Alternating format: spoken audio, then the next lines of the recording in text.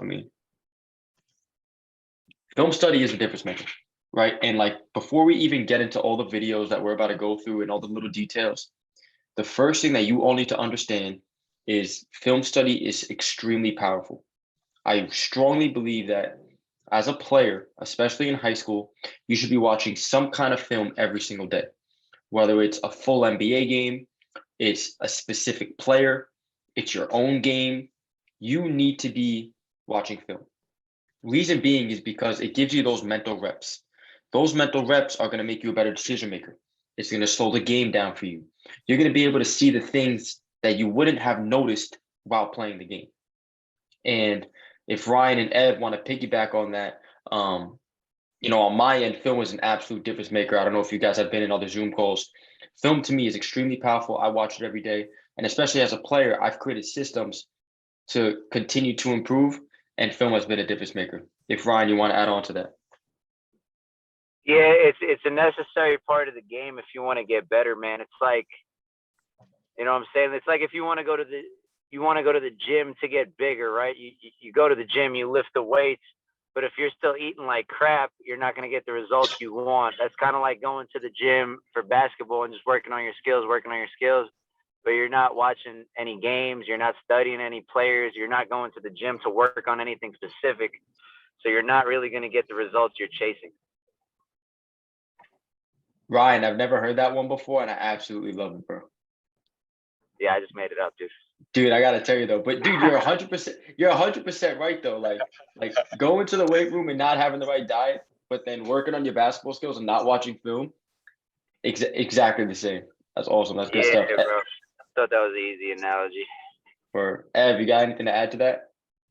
Yeah, I got a lot. Like I got a lot to say about like film, like watching film, like to add on.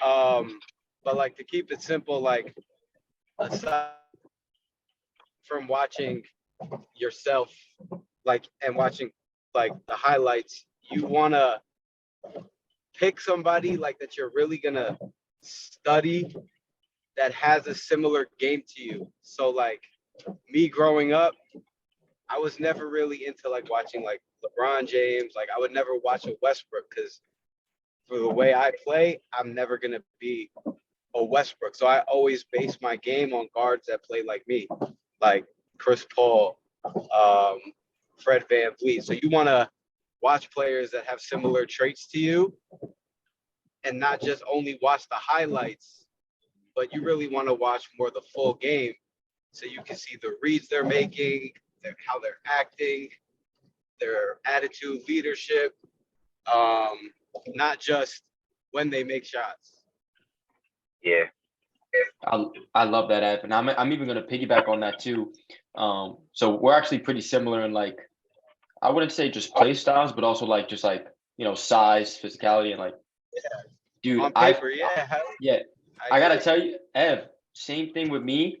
One of the players that I've picked out, I did exactly what you just said, like Chris Paul, Fred VanVleet.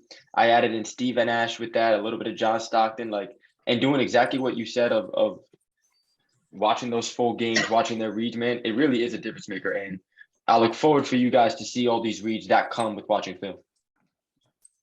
But Robert, Nathan, Jojo, you guys have any questions or comments on that? If not, we'll dive right in. Nah, pretty self-explanatory. All right, I'm hyped to dive right into this. All right, so let me share my screen here. Okay. So here's the first thing I want to talk about. Okay, so from the event, the first thing we talked about with the pick and roll is bringing your primary defender into the screen, right? Like bringing your primary defender into the ball screen is the number one most important thing. Reason being is because if you don't bring your primary defender into the screen effectively, your screen is wasted, right? And so from the clips you're about to see those three keys we talked about at the event. Number one is creating your angle. Number two is playing with pace. And number three is being physical. So as we watch through these clips, I want you all to watch this, how they're creating their angles, playing with pace, and dealing with contact. Can everyone see my screen right now? Yeah. Yeah. Awesome. All right, perfect. All right, let's do it. So let's check this out. First clip. We got Trae Young coming off here.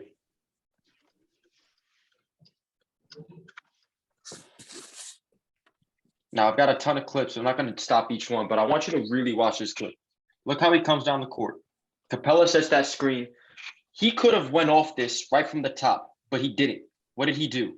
He did a dribble move to do what? Create his angle. Look at the contact. He creates some contact, brings his guy down.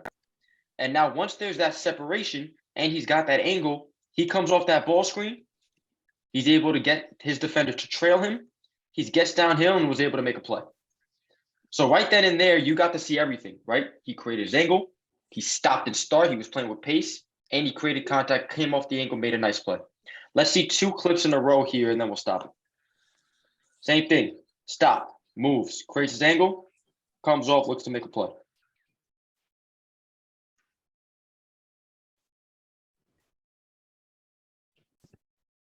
Now, this is Jordan Clarkson. If you guys don't know who that is, he's a very shifty guard. And same thing here. Look how he creates his angle, right? He brings his man away from the screen, creates his angle. There's contact, there's pace, and he gets downhill. He really uses his body well. We'll talk about that more later.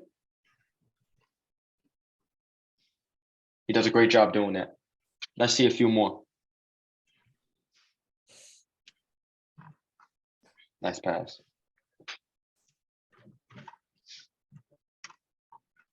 You got Chris Paul coming off it.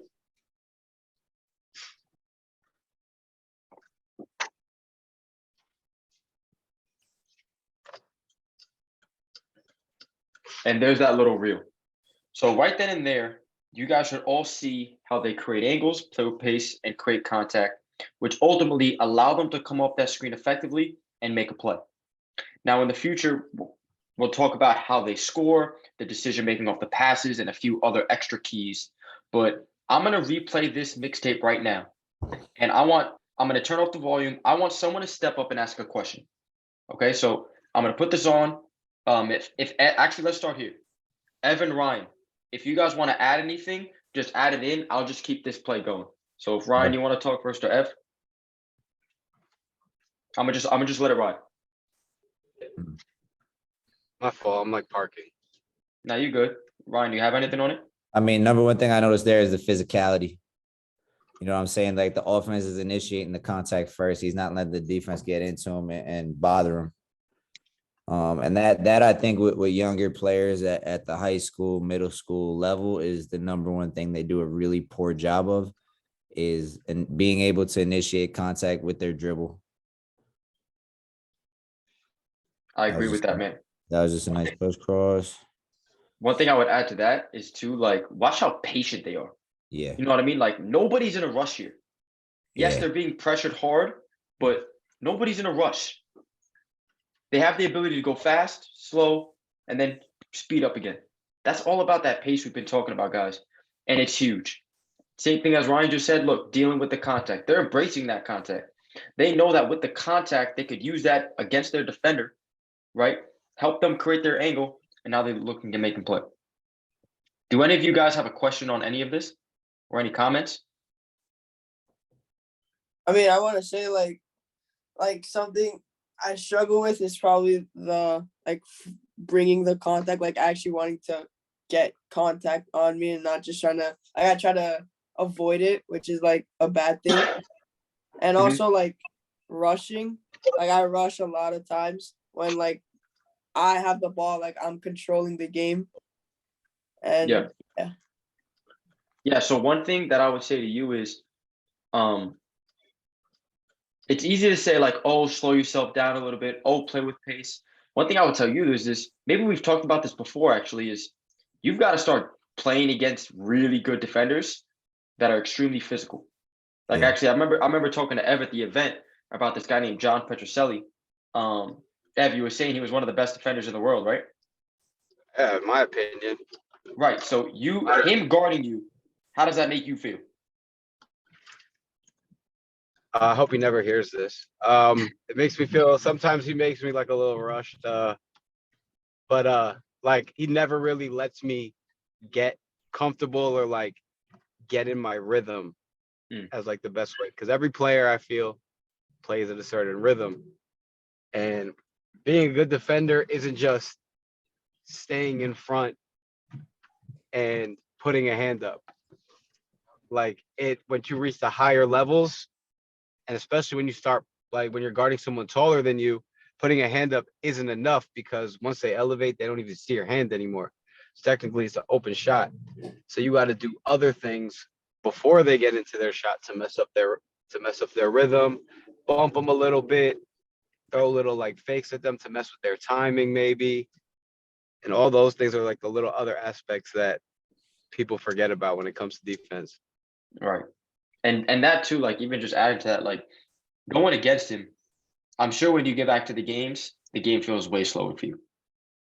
Yeah, like I was telling you before, I've been playing against John since I was 15. So playing against him, like when I play one-on-ones, I feel like no one's gonna stop me from getting my shot off. It just comes down to do Mhm. I make it or not? Like every shot Right. feels like an open shot, pretty much. Right. And even now, tying that back to what you just said, Nathan, like just hear about what Ever's saying, right? He's going against a guy that's making him feel uncomfortable. He's going against a guy that he's trying to contest every single shot. He's one of the best defenders in the world. When Ev gets back to the games, he feels more comfortable. And the same thing happens to you, Nathan. You've got to find defenders that are going to challenge you. So that when you get back to games, you're going to feel more comfortable. Does that make sense? Nathan's biggest thing, he knows. He just has to play more. That's Yeah. really it. Boom. And yeah, that's always number one. But awesome. Okay, so let's keep moving now. Okay, so once you understand how to set up off a pick and roll, right? You understand how to create your angle, you understand how to play with some pace, and you know that you have to create some contact to come off the screen. Now let's talk about the process that happens as you're coming off the screen. And the first thing that we're going to talk about is scoring off rejects. This whole little film study we're about to go through right now is scoring, all guards scoring. But the first thing we're going to talk about is rejects. The reason why we're going to talk about rejects right now is because rejects should be your number one read. Meaning, once the ball screen comes, the first question you should be asking yourself is, can I reject? Yes or no? Reason being is if I were to just stop right here, okay, how is this defender playing him? Is he going over the top, right? It's your first decision as you're coming off the screen. If he's overplaying, you reject. This is why rejecting is your first read. So as I come back here to the beginning of the film study, notice what happens each time. Is the defender allowing him to use the screen? Well, he's playing a little bit over the top. He also has his whole baseline available. He ends up rejecting and gets an easy bucket at the rim. Next clip, same thing. In this scenario, maybe he's not jumping over the top. He has his eyes looking that way, so it's a nice reject opportunity. But he sees that driving lane, he attacks it. So is he playing over the top, or is there a driving angle that you could find off that reject? Ooh, perfect example. Look at him jump over the top. Jumps over the top, rejects, gets downhill, makes a play. Same thing here, right? Plays a little bit over the top, rejects, get downhill, makes a play. Here's your Fred VanVleet. Jumps over the top, gets downhill. Super tough. Can I just add something real quick, Ev? Yes, sir. Like I feel like one of the like easiest ways to tell when to reject is when you see the primary defender, so the person guarding you. As soon as you see like his top foot, like already kind of over, that should be in your head like an automatic reject. I love that. So you're saying like once he lifts his top foot to try to get over the top, that's when you reject? Yeah, like once you see if his foot is like over the screen already before you have, reject. So let's see that in the film. That top foot is over. That top foot is over here. He rejects. That's a good point, Ev. I love that. Same thing here. He has a nice driving angle here. That's why he rejects. But let's see if we can find another clip. Boom. Yep. His top foot comes over and he goes. Done. Cool. Yeah. I hope you guys are seeing that. So it's whether there's a driving angle where you could reject, or if his top foot is over, or he's just completely jumping it like in this clip here, that's when you reject. And then once you reject, you just got to find your reads, right? If you're attacking the big, if there's an open gap.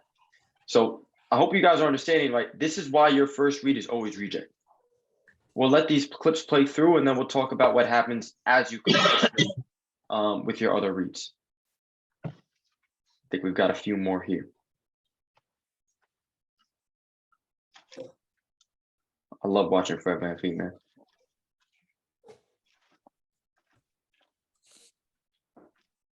Okay. Now let's talk about pick and roll threes. So now we've already talked about, we're going to continue to layer and stack what we've been talking about, guys. We talked about the setups, right? And now we're going into scoring. As we go into scoring, your first read is always looking to reject. If the reject isn't there and you're going to be coming off that screen, the first thing you should be thinking about is, can I seek my three or turn the corner? And what we're going to go see is with these threes, you're going to see the primary defender either go under or just play lazy defense. Over there, he went under. Same thing here, he goes under, right? So notice how you're kind of peeling off decision after decision. What is my primary defender doing? Notice here, he was lazy, he got a wide open three. In other clips, the defender goes under, he seeks his three. You have to be comfortable as a player to take these threes because these threes are great shots. Look, he goes under, comes back over, knocks it down.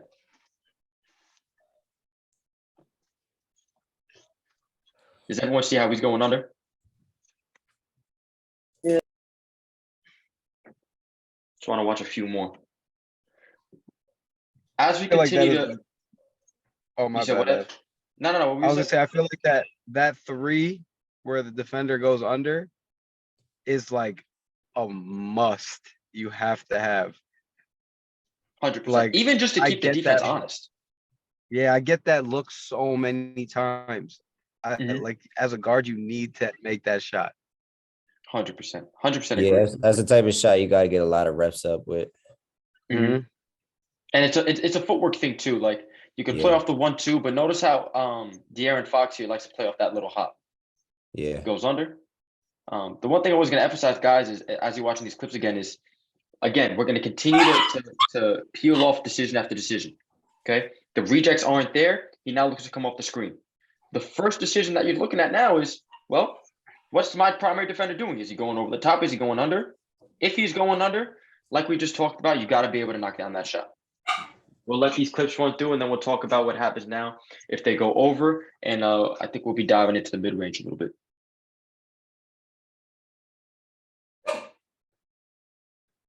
Yep. So we've got mid range pulls. All of these are going to be Chris Paul here.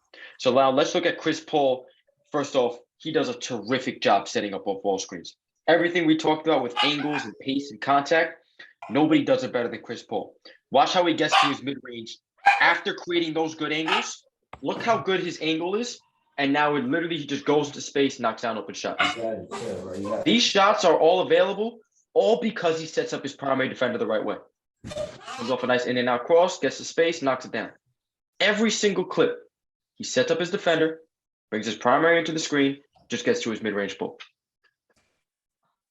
He lives for that right elbow. He could shoot that right elbow with his eyes closed. That pull up. Yeah, that classic fadeaway too, man. So patience.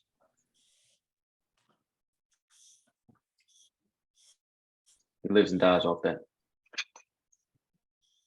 I love this clip.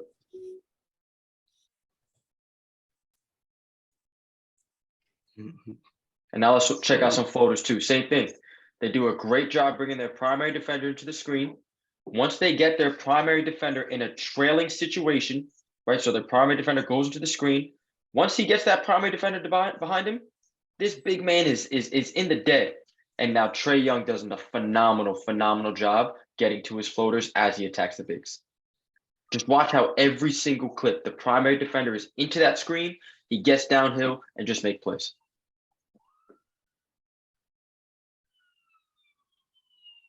He's got the best floater in the game, man.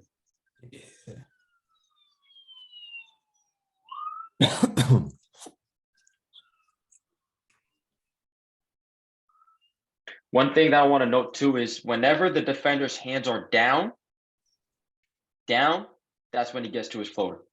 It's a big key because that floater, he's able to get the ball out a lot quicker than just a pull-up. So hands are down, I mean, you see it with Brook Lopez, literally 5 clips in a row. He kept on getting to that same floater. Same thing Embiid, hands it down, right to the floor. But so I hope you guys could see from all those little clips, whether it was the rejects, the threes, getting to the mid-range, the floaters. Once the primary defender is into the screen, you look to attack and make plays. Ryan, you want to add on to that at all?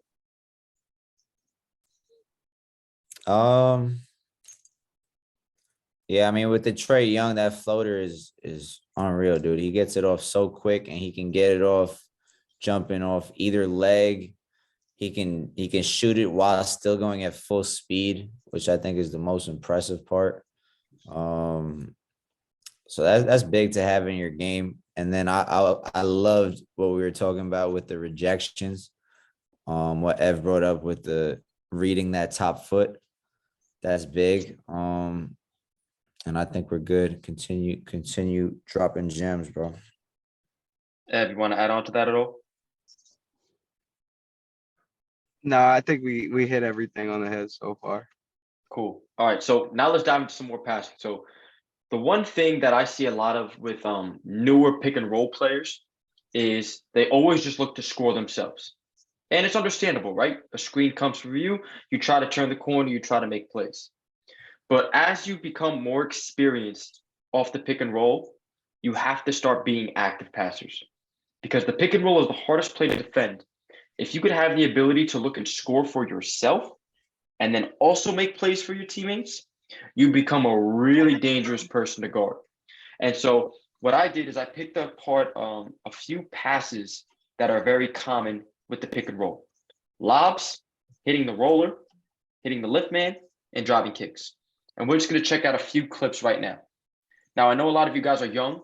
You don't have athletic big mans, but for example, for me, I'm still in college. I play with an athletic big, so they catch these lobs. As you watch these clips, I want you to notice how he's getting these lobs.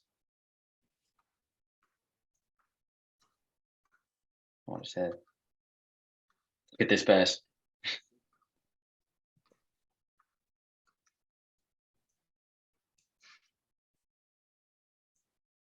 I'm going to ask you guys what you guys notice once these clips are done.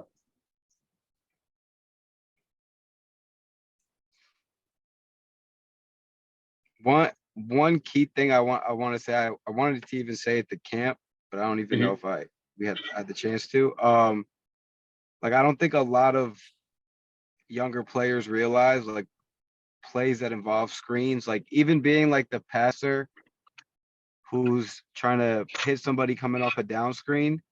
I feel like a lot of younger players don't understand that they should be watching the defense, not worrying about the offense. Because if you can just watch the defense, you already know where the people on your team are supposed to be. When you when you're focusing on the offensive players, I think there's too much of a thought process. Now you got to worry: is he open? Is he open? Can I get it there? If you just focus where the defense is going, you see 2 people go, 1 person, you know the other person is going to be open right away. I love that, Ev. And I hope you guys understand that point that he just made. It's a mindset of focusing on reading the defense, not just focusing on who's open on offense. And that's a perfect segue in what I was just about to talk about here. Defensively, what do you notice? Everyone's hugging their man. Everyone's hugging their man. You got a shooter in the corner. He's hugging his man. 2 guys go to the ball, which opens up that room. Mitchell is clearly reading the defense here. Same thing here, right? He comes off this screen. He's hugging his man. He's hugging his man. He's hugging his man. 2 guys to the ball. Roll man is open. Just like Ev said, they're reading the defense, right? And they're reacting. That's what keeps them in the flow. I love this pass. Same thing here. Look, everyone's hugging their man. 2 guys to the ball. We have a rim runner. That lob is open. It's nice having a big guy like that. Like once you just see 2 people come with you coming off that screen, you know who should be open. And also too, Instead it's like of, like, being waiting. patient. Right. And it's like too, it's like to be able to read the defense and not just react offensively, you guys have to be patient. Look how he comes off the screen. Yeah, sure, he could have hit him early on a roll, or maybe he could have, hit an open man. but he's patient. He takes that extra dribble, takes those extra 2 steps, boom, hits the roller. Same thing here. Look, he's patient, patient, patient, boom, the pass opens up. Shows it in this clip too. Look how patient he is. Patient, boom, hits. So when looking for the roll man, it's reading the defense. I absolutely love that point, Ev. But it's also being patient, which allows you to read the defense. Let's look at more clips now of hitting the roll man, not just off a lob. This will be more common, especially at the high school level. My fault, Ev. Can you just go back to that last clip?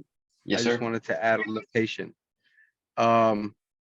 Like one thing you notice for younger guys, like one thing you notice is look how long he keeps his dribble alive.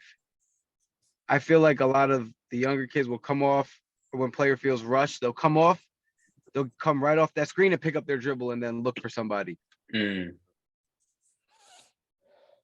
Like he's And really part of- probing the defense, taking his time, waiting.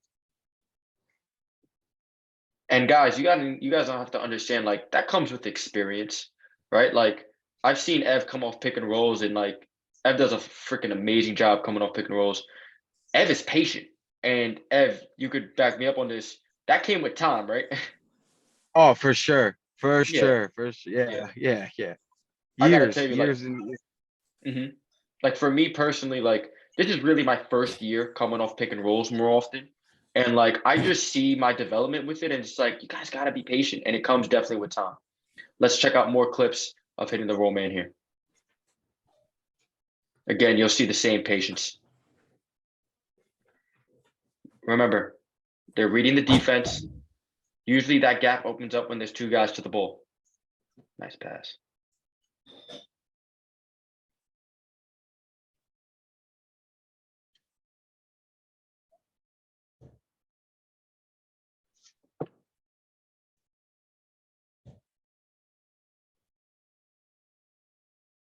The one thing I want to emphasize here is the ball handler creates angles that helps deliver that ball.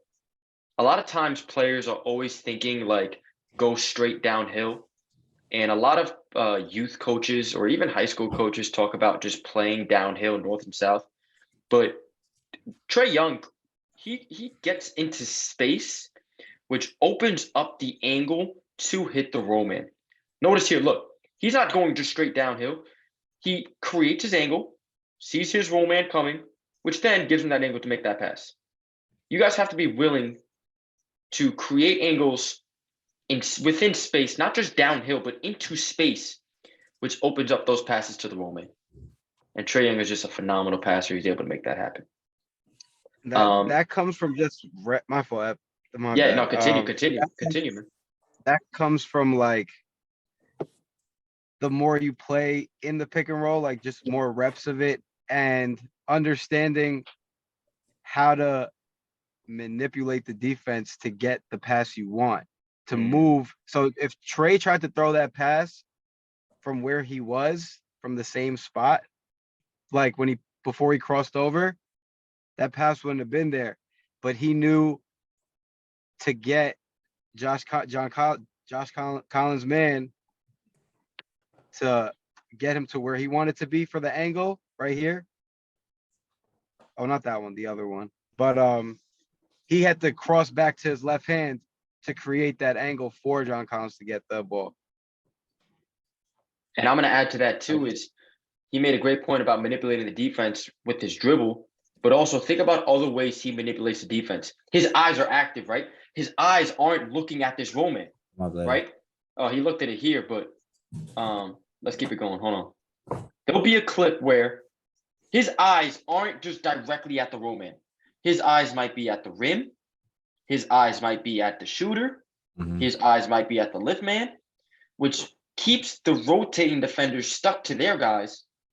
And now, boom, right here, perfect clip, right on cue. Yeah. The So if he tried to throw it with his right, it wasn't going to be there. He had to cross. Yes, exactly. Plus, he manipulates the defense. Look at his eyes. His eyes are down here. Both of this tag man would have been right here if his eyes were directly on the roller. It wasn't. Just like I've said, he manipulated defense with his eyes away from the ball, opens up the passing lane. It's one big theme that I see time and time again with the best passers. They use their eyes, guys. They Mhm. use their eyes to manipulate the defense and get those passes through. We'll let these clips run through, and I think I have a few more talking about the lift. Yeah, he might be one of the best passers of all time, bro. Like if you really think about it, like the room for error with some of these passes is Yeah. like almost zero. Like he's so accurate with either hand of so many different delivery systems. Mhm. I mean, it really is a skill players aren't putting enough work into is just their passing. 100%. I agree with you on that. He's definitely way too underrated, but He's a freaking wizard, bro. he really is. I love watching him. But all right, so let's dive into the next one. So we talked about a little bit with passing, right? We talked about hitting the lob, and now we've talked about hitting the roller off bounce passes. Now let's talk about the lift. So you guys need to realize that pick and roll is all a decision-making process, right? We talked about setups, getting your primary defender into the screen. We talked about as the primary ball handler looking to score. Now we're diving into the passes, right? And like we said, we have passes off the lob. You have passes where you could just hit the roller off bounce passes. Maybe it's a chest pass. Now let's talk about not hitting the roller, not scoring as the ball handler, but now getting your other teammates involved. And the most common pass to get your other teams involved is the lift. And here's what a lift looks like. So he's going to come off this pick and roll here and get downhill. As he comes off the pick and roll, right, you've got the big man diving. What happens with this action is the off ball guy tags, which opens up a lift opportunity for this wing player to come up and get a wide open shot. It's a terrific pass that's there all the time. Let's check it out one more time. So we hit the lift, he rolls, he tags, hits the lift man there. Now that's a traditional classic lift, but it doesn't always have to happen that way. So look at here. He comes off the ball screen, he rolls. The lift was just a slight lift here. The tag man comes in, he lifts, wide open three. And the point that I really want to make here is it's all a decision-making process. As you come off the screen, can you score? Is the roller open? If both of those aren't available, most likely the lift man will be open. To add to that, right, the one message that I always tell players is the good players make reads on their primary defender, and they're effective through that. The great players have the ability to deal with their primary defender and the secondary defender. The best players have the ability to really look past their primary, not even worry about him, and just focus on the other defenders on the floor. This is what allows him to be able to see the opposite side of the floor where he really, look, he knew his tag man's coming, boom, it's an automatic hit on the lift. They know that. And that's why some of these guys are such great passers, right? Look, he's not staring in the corner. He's looking at his roll man, right? He's not worried about his primary. He's looking at the roll man. He helps. He knows the tag is coming. Boom, hits the corner. On this last clip, he doesn't do a great job hitting him, but check this out. He's looking at the roller, right? He's checking out the roller. He knows it's not there. He's got a lift man. He ends up hitting him, and he knocks down a shot. Ed, Ryan, do you want to add anything on the lift? Yeah, it really just all comes down to, like you were saying, having that ability to use your eyes. And you just got to have great vision, man. And I think it all just stems from one, being comfortable with your dribble.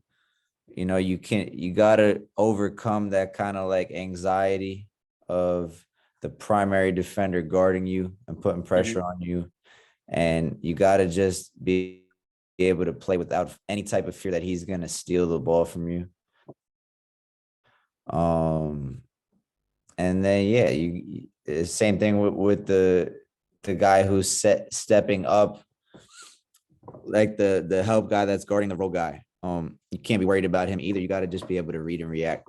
I love that. Ed, want to add anything before we move? I was gonna say it really just comes down like the biggest part to make the reads is just being able to read the defense. And through the reps and through doing it 1,000 times, you'll be able to just make those a lot quicker, a lot easier. I love it. All right, guys. So before we move on, like I said, we're going to continue to layer. We talked about coming off screens, creating your angles, playing with pace, creating contact. We then transitioned into some scoring, right? You could reject, you could find your 3-point, your mid-range, your floaters, right? Then we talked about passing, what we just went through, getting the lobs, the roller, the lift, the driving kicks. Do you guys have any questions on any of this decision-making process?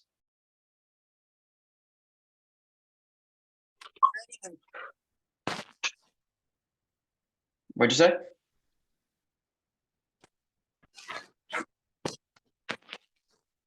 Nathan, Robert, you got any questions or comments? I have like a question, but I was just gonna say like what would you suggest to do to get like better on expanding your vision from like instead of just looking at the roller to like the lifting, like the lifts and all the other plays in the court? Like what's the best thing to do to work on that besides like obviously watching like That's film? that's an amazing question. First thing I'm going to tell you is I'm going to reinforce what you just said. Film will slow the game down for you where you could read those defenders, right? Like especially watching film. It's not just watching film, right? If you're watching film, don't watch the primary ball handler. Watch everyone else on the floor. You watching film with that perspective is what's going to translate as you get back to the games where you're literally always going to be watching the rotating defenders. Does that make sense? Like, it's not just watching film and being like, all right, this is pick and roll film. No, like have the intention that as you're watching pick and roll film, that you're always looking at those rotating defenders, because having that mindset when watching film will translate with the mindset of when you're on the court. So yes, film is huge. The second thing I'm going to tell you is small-sided games. So like you could create a small-sided game like we did in the event, right? You could have a ball handler towards the wing, right? You have a screener coming, and then you have a guy in the corner. Repping that over and over and over again. Do you score? Do you hit the roll man? Is there a tag man and a lift man? Those two things of film, small-sided games, and then obviously experience over time with 5-on-5, that's where you get more comfortable with that.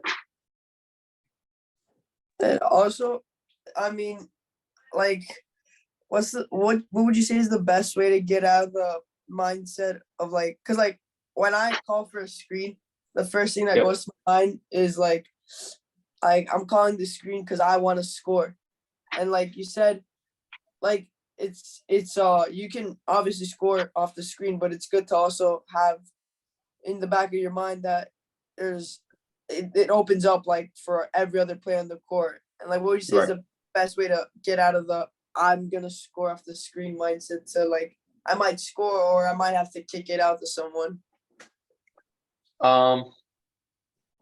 Reps. It starts with reps, right? You getting more comfortable coming off ball screens through reps. But I guess one thing I would add too is playing with pace, right? So it sounds like you're a little bit in a rush. If you're always in a rush, you're gonna be looking to score.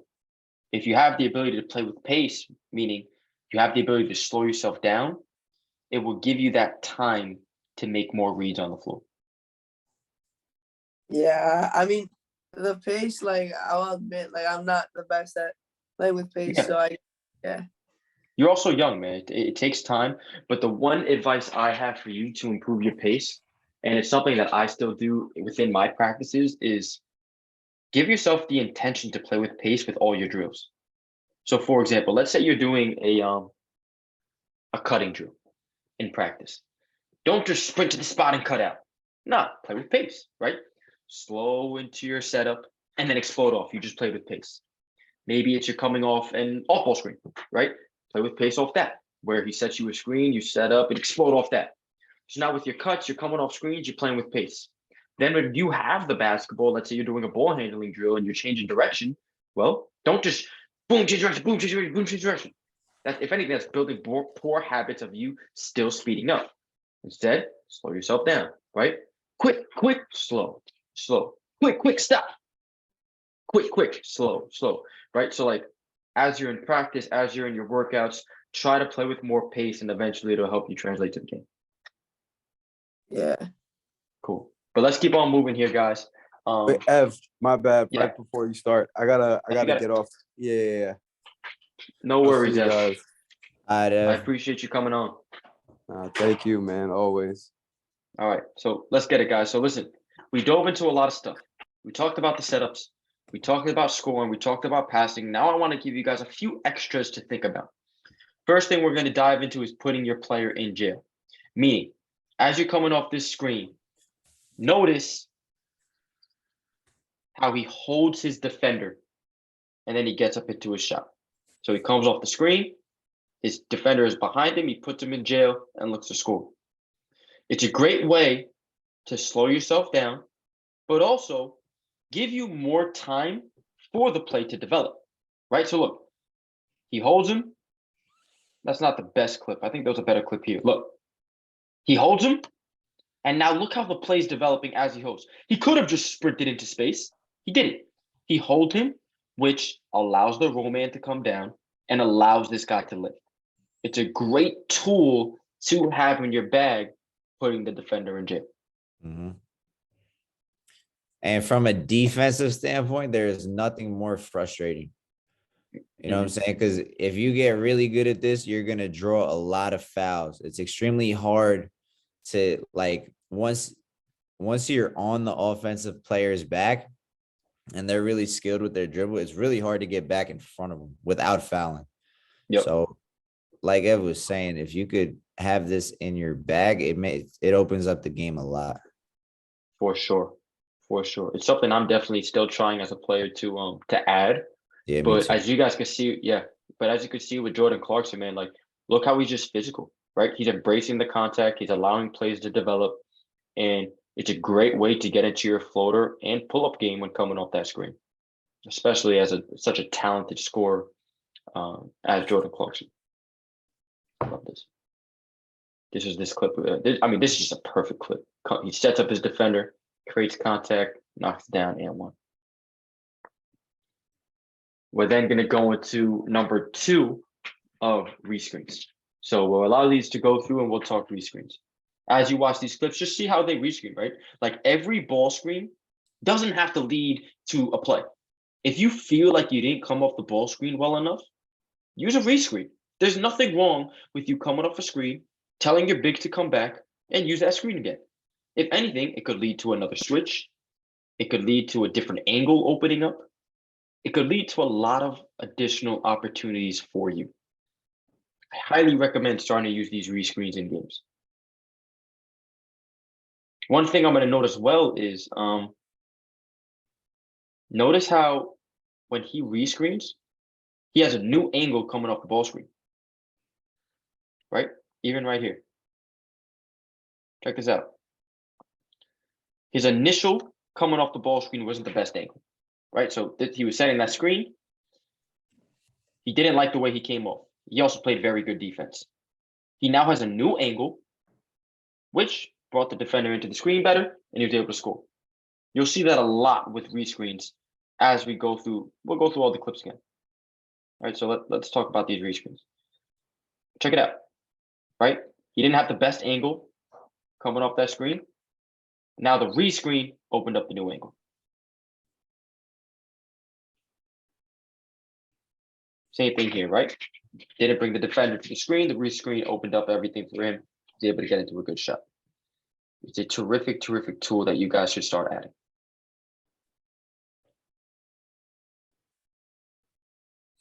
We'll watch a few more.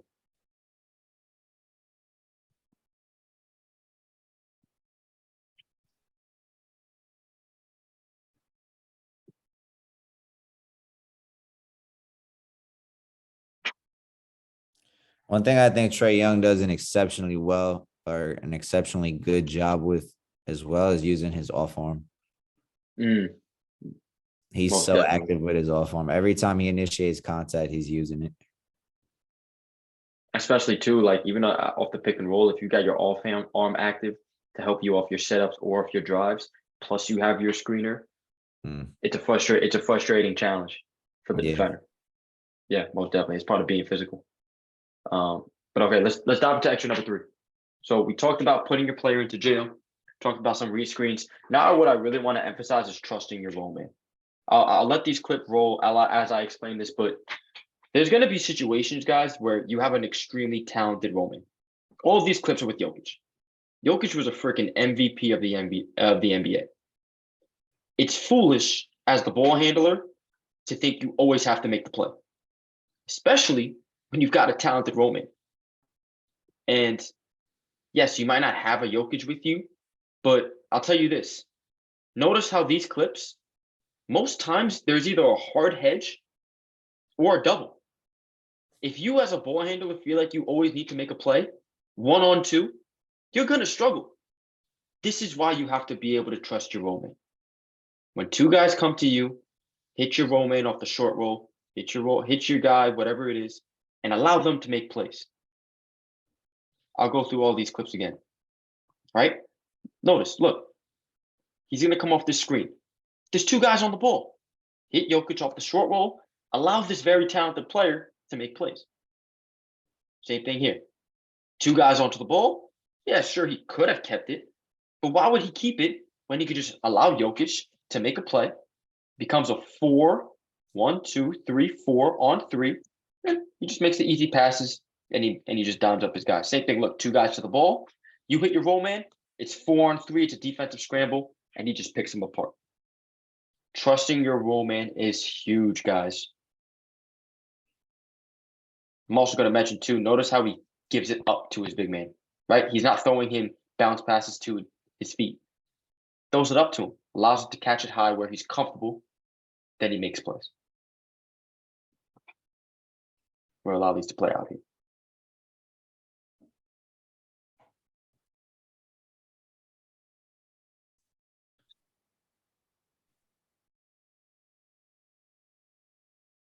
And we'll stop there.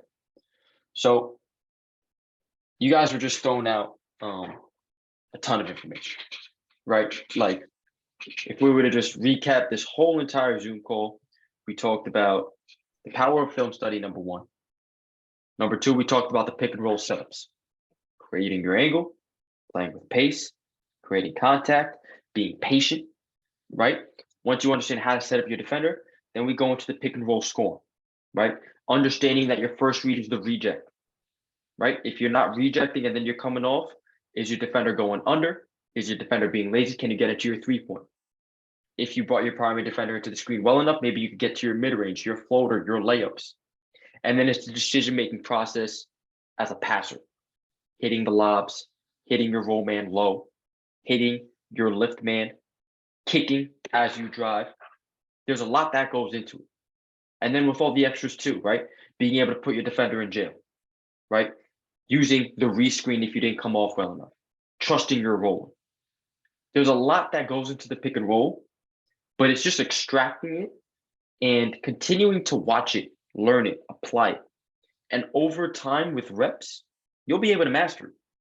Because without question, the pick and roll is the hardest thing to guard in basketball. So if you can master it as a player, you become really hard to guard. And it's a superpower for you if you can master the pick and roll.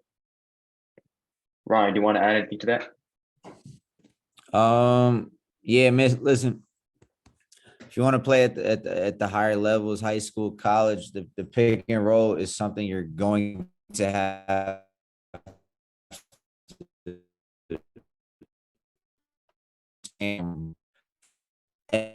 lens, like everything we've talked about tonight, as far as being physical, setting up angles to come off the screen, having the vision to see rollers, see your teammates in the corners, and I'm into studying this and practicing it, and really just becoming an expert on the pick and roll, because it's a big part of the game at the next level. 100%. The one thing I'm going to add too is we've talked about a ton of details that go into the pick and roll. Just the execution of the pick and roll. The one thing we didn't even talk about is the reads, drop coverage, ice, hedging. What do you do when they switch? All these different coverages is going to be a Zoom call in itself in the future. But for right now, especially at the youth level, focus on really what you can control, not what the defense is doing to you. And how do you do that? It's mastering your setups, it's mastering your decision making as you come off it, and it's mastering all those extra nuances of, holding your man, of trusting your roller, right? Using read screens. So everything we talked about is focusing on you and your ability to come off screens, not just what the defense is doing to you. Master that first, and then as you go into coverages and things like that, it's going to feel a whole lot easier because you're going to have the foundation set. Any questions?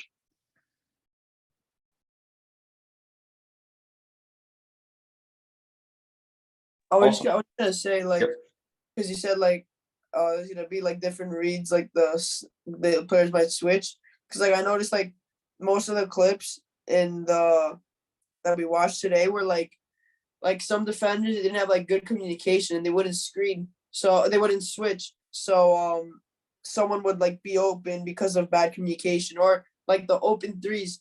Normally you shouldn't have that because the other player should be there to switch. But if they don't switch, you have to like be quick to realize like I'm open. Right. And more often than not, like, switches is a little more uncommon, especially at the youth level, unless it's guard to guard. But like, if there's a switch, as we start talking more reads, like if you see someone switch, usually you tell the screener to slip it and you hit him off a quick pass. A lot of the coverages you just saw, there was also drop coverage. So remember the clips where like the guy was coming off and the big man was helping over? They call that drop coverage, which opens up a lot of the roller, which opens up the tag and the lip man. There's a whole process that goes into it. But the one thing I can tell you is through the film study that you can watch daily of pick and roll. So like it's literally just saying like Steve Nash pick and roll highlights, Chris Paul pick and roll highlights, John Stockton pick and roll highlights. You watching it over and over and over again, all those mental reps eventually add up and compound to where your decision making process is just boom, sharp, sharp, sharp. Yeah, you're right. But the last thing I'm going to leave you all is this. Film, right? Look at what we just did with film. We just had a huge attention to detail. We were able to slow the game down. We were able to analyze the game, which ultimately is just more and more mental reps for you that makes you a better decision maker in the games.